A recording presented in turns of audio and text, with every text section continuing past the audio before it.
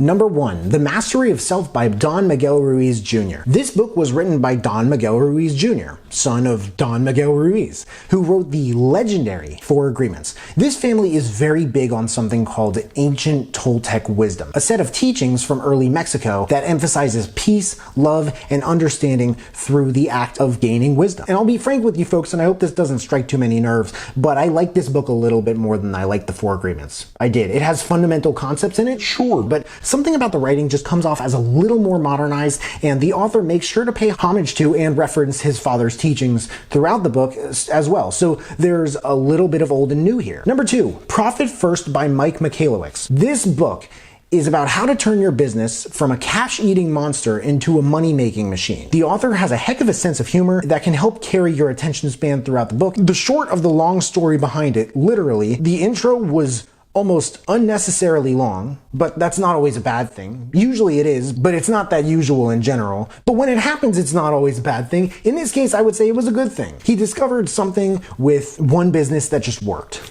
And then he tried it out on a totally different business in a totally different industry, and it worked. And then he washed, rinsed, and repeated until he was like, okay, you know what? I'm just gonna write a book about this and see how many people I can help out. There's some excellent storytelling in this book and some complicated stuff in the middle about like taxes and accounting, but if you can stomach it all, it's definitely worth the read. Number 3, Build by Tony Fadell. Here we are talking about building a business or product from the ground up.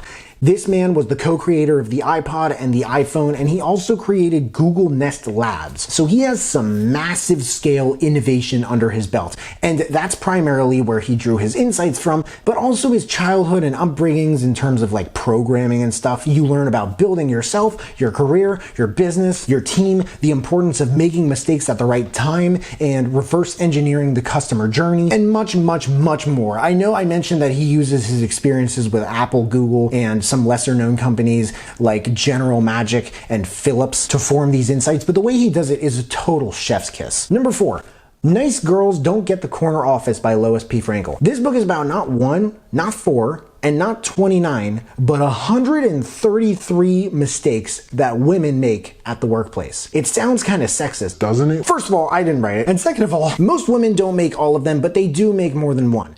It sounds pretty, let's put this in a box and categorize it, right? Tips for correcting the mistake are found at the end of each one. And for some reason, it doesn't seem like the author is scrutinizing the reader or listener with the way she writes. Peculiarly, it's about some of the most specific things, like the way you sit at your desk, having candy at your desk, how you do your makeup, the depth of your voice, what you apologize for and why, and much more. Number 5, Codependent No More by Melody Beattie. This whole thing is a comprehensive guide to alleviating and healing from the behaviors that hold back a codependent, thoroughly hinging upon what brought them together in the first place, be it an abuser, an enabler, an addict, or what have you.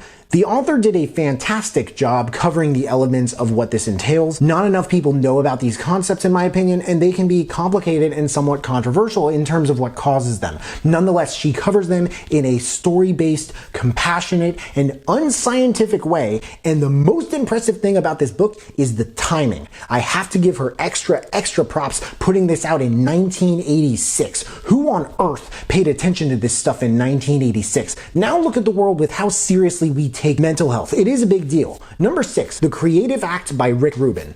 This man is one of the most indisputably prolific, high-profile music producers in the world. He's worked with Eminem, Metallica, Kesha, Linkin Park, Kanye West, Red Hot Chili Peppers, and way more. And now he comes out with a book.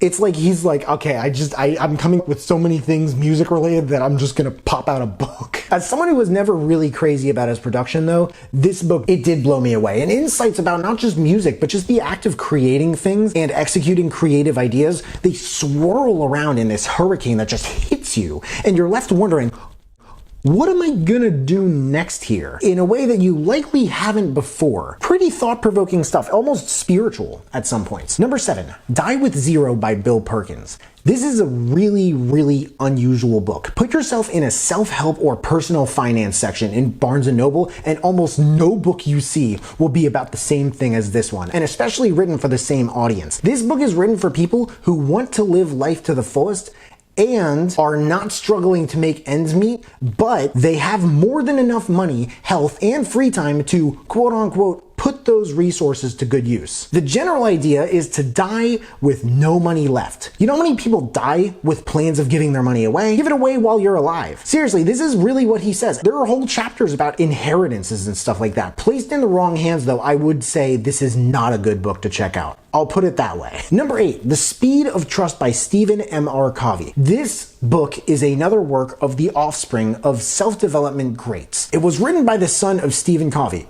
author of The 7 Habits of Highly Effective People, which I would argue is easily one of the 5 most important self-help books in history. The Covey family, they just get it. You know, the things they write about, they just animate the goodness of the building blocks that make life life. Trust and speed and the relationship between them are 3 extremely important things in what the author calls the new global economy. 785 times throughout the book, but I have never come across a book that focused so thoroughly on the impact of trust in a business environment and organization. Number 9, The Challenger Sale by Brent Adamson and Dixon Matthews. These 2 gentlemen are from, if I understand this correctly, a board of people who are heads of sales at the world's largest companies. I've never heard of this before. They decided to study the salespeople who were doing better in 2009 than most people could have dreamed of doing when things were more than manageable and business was just pouring in. How does that happen?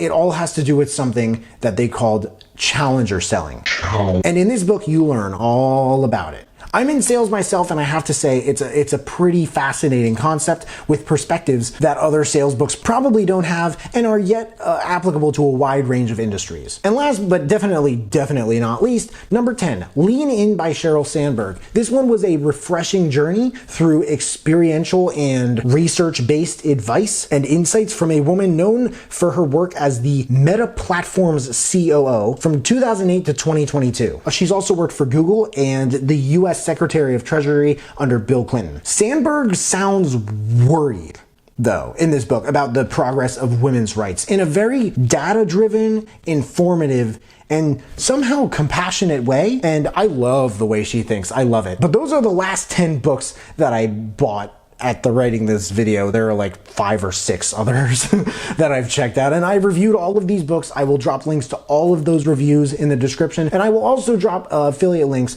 that if you buy anything through those links, like maybe said book, then I get commission, which helps me build this channel and keep making these videos. But I hope you found this video interesting. I hope that one or more of these books kind of stood out, and maybe you checked them out and you enjoyed them. If that's the case, please make sure to smash that like button, subscribe if you haven't already, and if you want to turn up just a notch and turn on that notification bell to get a notification whenever I drop my videos, that would mean the world to me. Thank you so much for watching. I really appreciate it. You can find me everywhere, and I will see you then.